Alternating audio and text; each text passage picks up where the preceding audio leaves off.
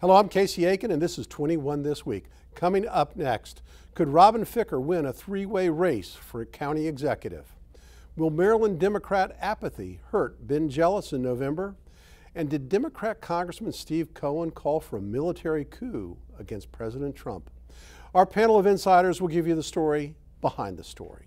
We're joined by the Dean of Democratic Punditry, Sam Statland, Maryland Young Republican National Committeeman Evan Young, President of the Montgomery County Young Republicans, Dan McHugh, and education activist Cynthia Rubenstein. Stay tuned for these stories and more on the next 21 This Week.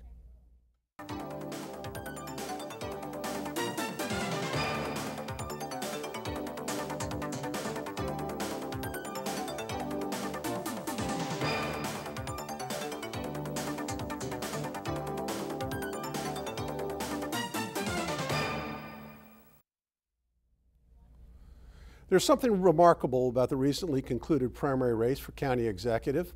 Progressive candidate Marc Elrich beat Potomac businessman David Blair by just 80 votes. The two candidates each received about 37,000 votes, and while that may sound like a lot for a county election, but if Elrich goes on to beat his Republican opponent in November, it will mean he was nominated by just 6% of the county's registered voters and only 3.5% of its 1 million residents. Sam, David Blair has requested a partial recount of the results, Could this further divide the county Democrats, regardless of who wins? Casey, the Democrats are really going to be united. We've already heard from it. Our U.S. Senator Chris Van Hollen and Jamie Raskin, our congressman, and Sarbanes, another congressman, Ike Leggett, heads of the party, Kathleen Matthews, chairman of the Central Committee. Everybody is gathering their forces, getting behind Marc Elrich, who will be our next county executive. Well, what happens if the recount goes against him? Right now, they're counting the race in District 16.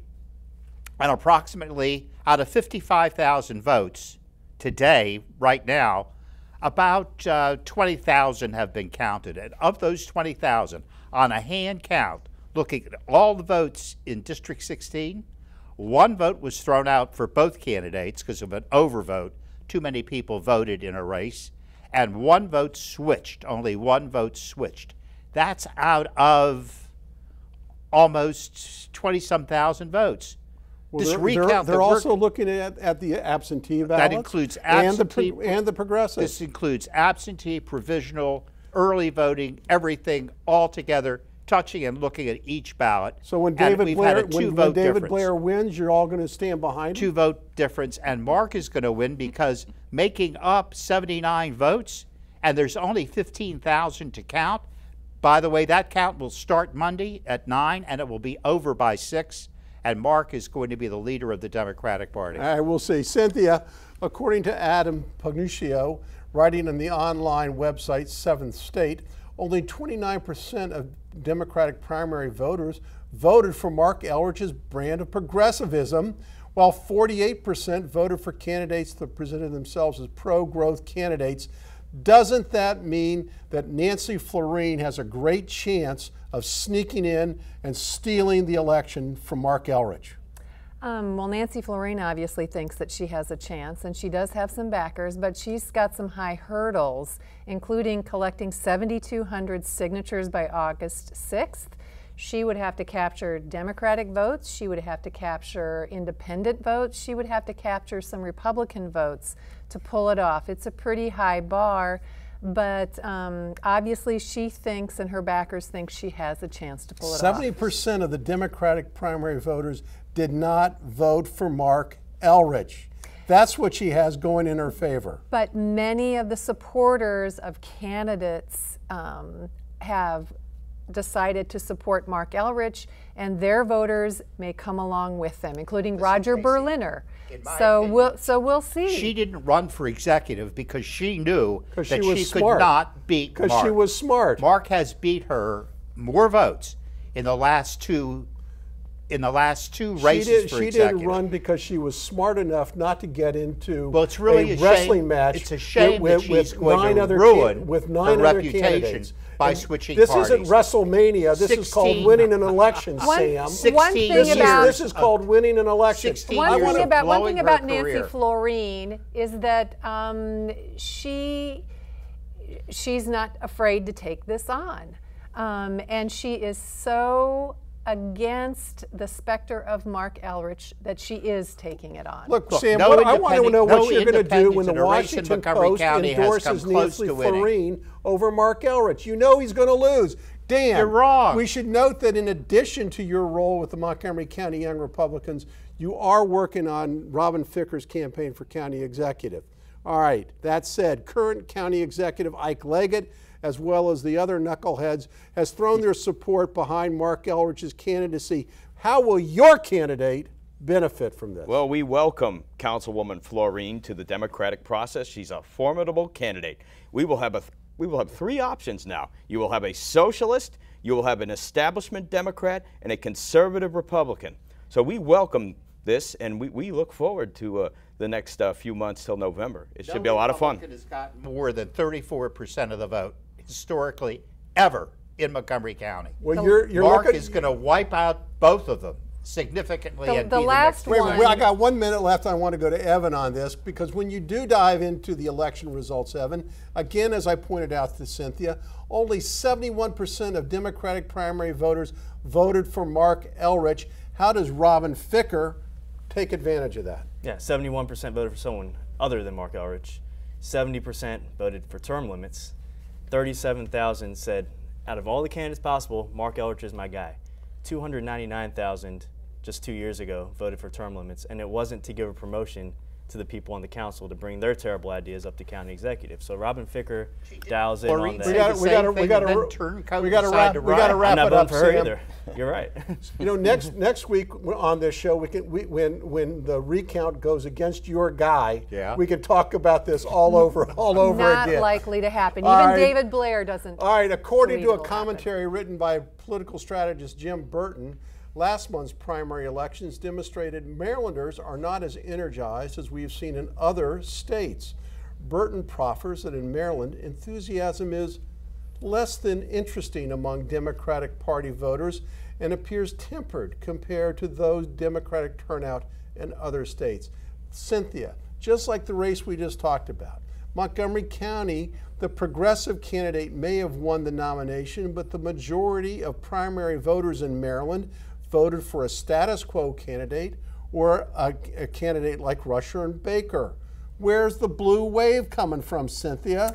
Well, one of the interesting things about Maryland and Democratic voters in Maryland, even though there's a 2-to-1 over Republican voters, a wide swath of Democrats in the state are moderate Democrats.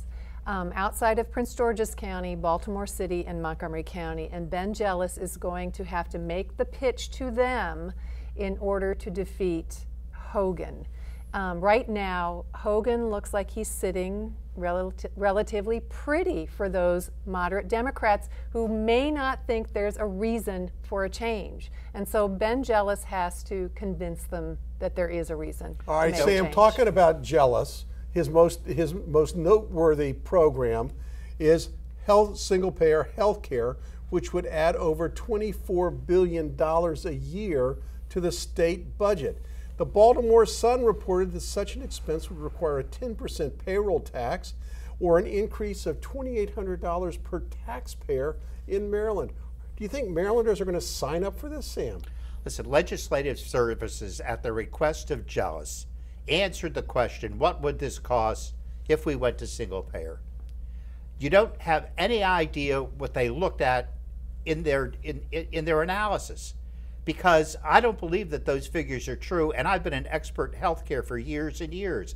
When you look at that may be the gross number, but then you have to subtract from that the profit centers within the insurance industry and administration between Medicare, Medicaid, the normal health insurance plans to get to one system. You could cut your costs right there by 30 to 40%, which is why people keep talking about single payer health which we're not going to see, I don't think, in my lifetime, but still, I think that most people believe that eventually that's what you're going to come to deliver health care in this country. But won't the issue itself, just the issue itself and the threat of an additional $2,800 per taxpayer scare voters away from Jealous? They won't focus on it. That's not people. They're not going to look at that.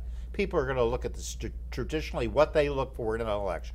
You're going to look at crime. You're going to look at the environment. You're going to look at taxation, et cetera, et cetera.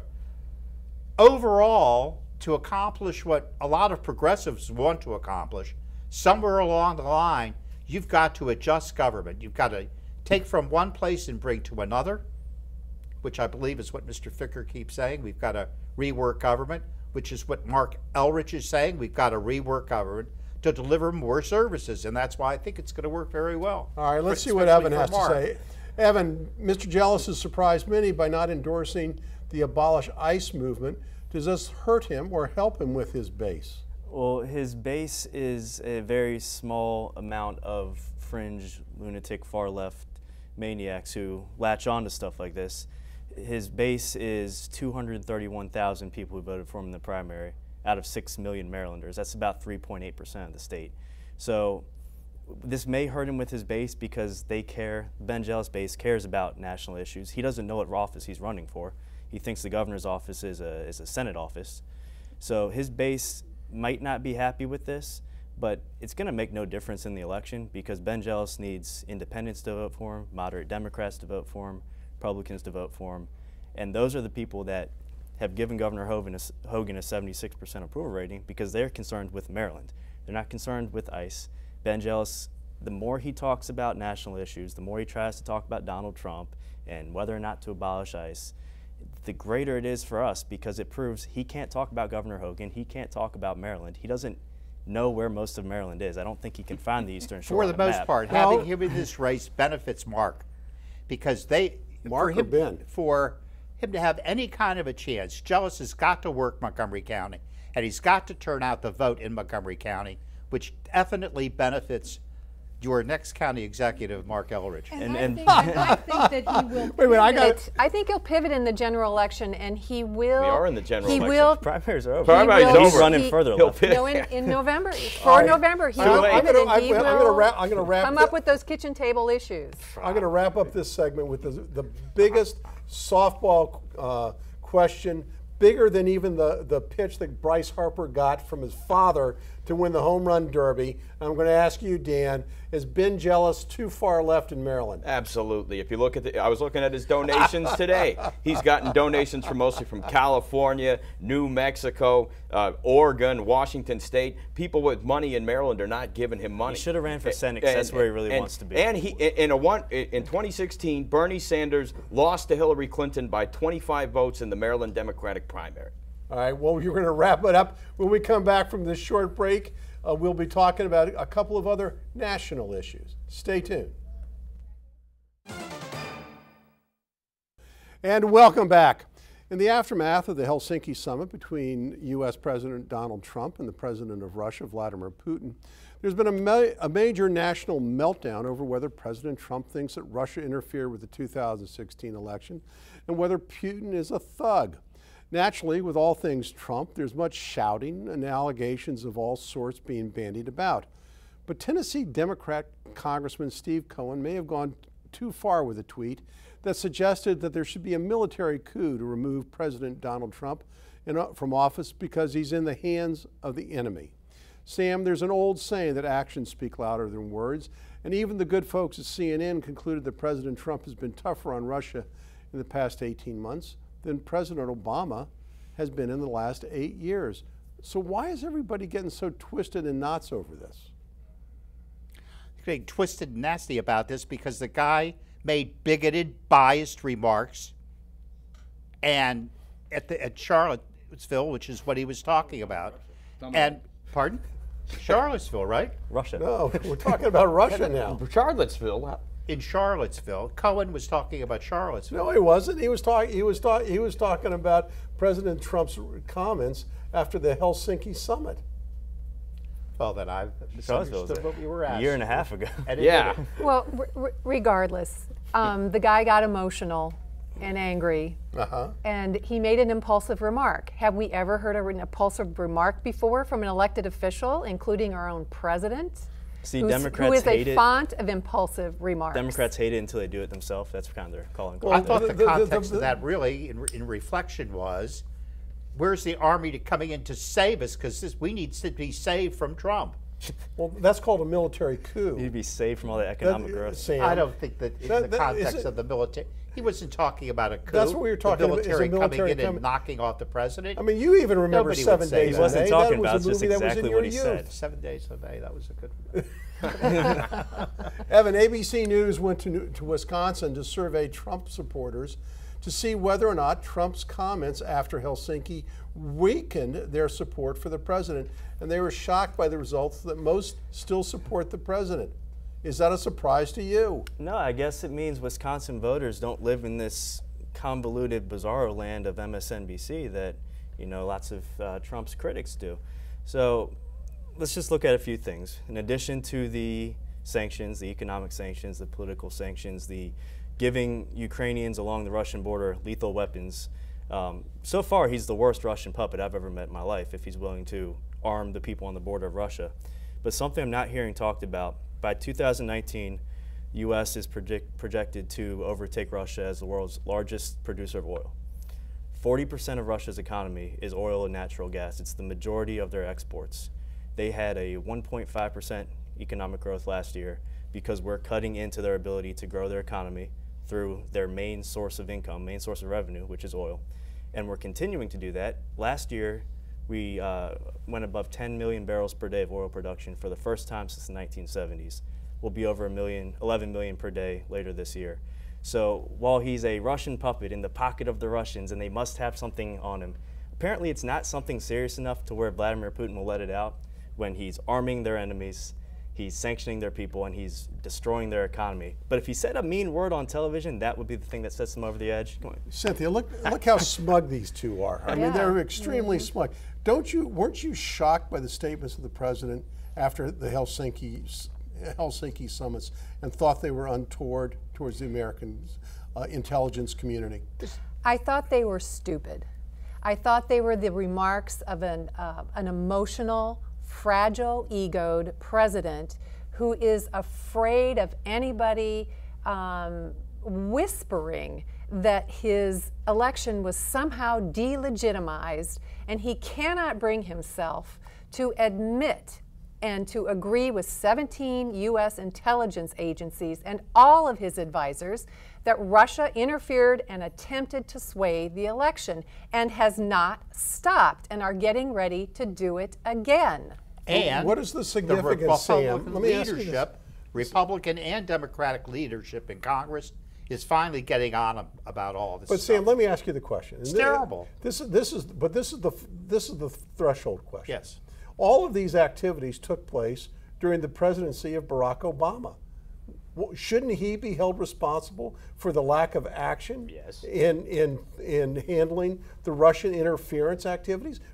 Trump wasn't president. He wasn't even a candidate during some of this time. Casey, what happens during a presidency and what you hear about upsetting pro or con is in the moment. And you never had this kind of a disrupt with Obama compared to Trump now in the moment, who is making every citizen in this country look like an idiot. I don't think that explained why, when Barack Obama was president, they didn't stop this from happening. They told Barack Obama no, it wasn't Barack Obama, but they told him to stand down, an investigation onto Russia meddling into the election. Well, we don't know that. We don't know. I mean, this is the problem, that there's so many falsehoods that are floating around. It was reported Susan Rice said stand down. Well, And there's a difference between Russian meddling, which they've been trying to do since before I was alive, and Russian collusion with the Trump campaign. And I think sometimes he doesn't differentiate between the two, because all we've been hearing for 2 years now, with still no evidence whatsoever, that Trump was colluding with the Russians. And I think too often, sometimes maybe, he morphs those two issues, the meddling, which they've been doing since the 50s, I think the that collusion, Obama- which Cynthia, I does want to not ask you. I exist. want to ask you. The stock market has gone down this week. After It actually ended up this week. well, it was going down for most of the week, as a result of the statements that President Trump made after Helsinki, and also the threat to go after and impose more Chinese tariffs in upsetting international trade. Is this a sign of weakness in the American population and that their lack of trust in President Trump? This is a sign of uncertainty for markets, for manufacturers. The tax cuts that Trump thinks are going to make our economy rise are not helping American businesses because they're so uncertain about what's happening with the tariff picture. So they're not reinvesting and they're not raising wages because of the tariff war. Well, we're going to have to table Nancy the rest. Pelosi said it was crumbs. Well, we're going to have to table the rest of this conversation. Stay tuned for parting shots when we come back from this short break. And now with parting shots, Evan Young.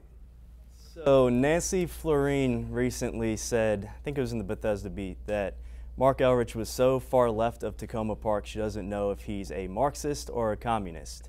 Nancy Floreen and Marc Elrich also both voted for 8.7% property tax increase, 30% increase in council pay, 30% increase in the real estate transfer tax, and a 150% increase in the energy tax.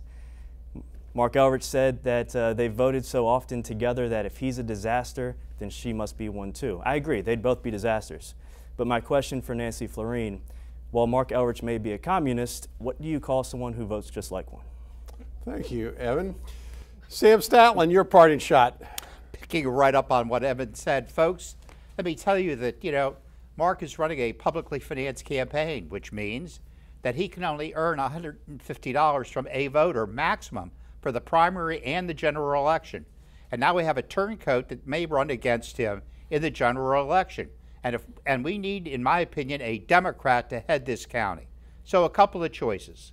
If you haven't given $150 to Marc, please do so. Call your friends and neighbors. Have them donate to Marc's campaign. And if people feel that they can't do that, then what they really should do is donate to the Montgomery County Democratic Central Committee. Because the Central Committee needs money to put out ballots, to encourage a Democratic slate, and there are going to be plenty of Democrats out here to support Marc and the Democratic ticket. Need a little bit of money because Marc can't get money from any other source. So please, give to Marc, encourage your friends to give to Marc, or give money to the Democratic Central Committee. Thank you, Sam.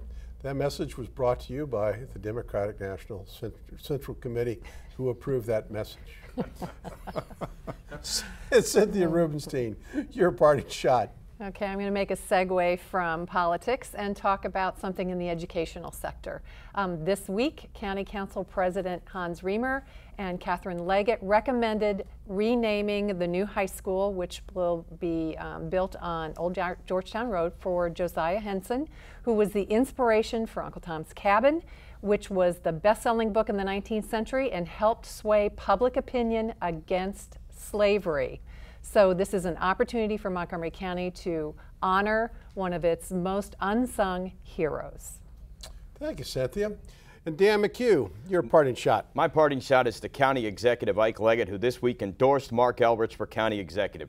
Thank you for the last 11 years for your record and leadership for higher taxes, higher crime, revenue reduction, and schools lowering the standards of education. We appreciate that record, and we look forward to running against that record this November. Thank you. Thank you, County Executive Leggett. Well, thank you, Dan. As you can see, everyone, we have some heated discussions tonight. One thing we are not going to be heated about is the fact that vacation time is coming up. In 1 week, our show will go on hiatus for the month of August, and we will enjoy taking a long respite where we will eat crabs and go to baseball games and have a wonderful time and enjoy the rest of the summer. For 21 this week, I'm Casey Aiken. I want to thank you, panel, for being here. I want to thank the audience for tuning in each and every week to Montgomery County's hardest-hitting political talk show.